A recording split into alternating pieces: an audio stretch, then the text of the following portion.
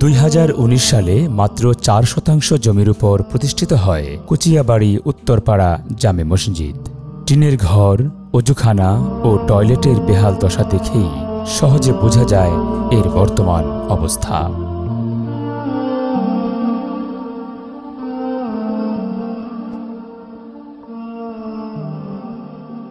এখানে প্রতি ওয়াক্তে 30 থেকে 35 জন মুসল্লি জামাতে সালাত আদায় করেন।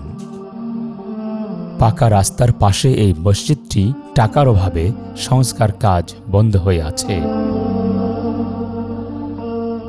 এলাকার মানুষ দরিদ্র হওয়ায় তাদের পক্ষে কাজটি সম্পন্ন করা সম্ভব হচ্ছে না। আমরা এখানে কুচিয়াবাড়ি উত্তরপাড়া জামে মসজিদ, এখানে অত্র এলাকার মানুষ, হতদরিদ্র মানুষ অনেক চেষ্টা করে মসজিদটা শুরু করেছে, কিন্তু আসলে মসজিদটা আমাদের সম্পূর্ণ করা সম্ভব হচ্ছে না। এখানে একটা অজুখানারও বড় প্রয়োজন। একসঙ্গে অন্তত বেশ কিছু 15-20 জন লোক অজু করতে পারে, সাথে সাথে বাথরুম, প্রস্রাবখানা এখানে একটা বড় প্রয়োজন। এলাকার মানুষের জন্য আসলে এটা করা খুবই দুরূহ ব্যাপার। তো এই জন্য আমরা আশা করছি যে আমাদের জন্য এখানে যদি একটা বড় একটা মসজিদ এবং সাথে অজুখানা এবং টয়লেটের যদি ব্যবস্থা করা হয়, তাহলে এলাকার মানুষ একটু উপকৃত হবে ইনশাআল্লাহ।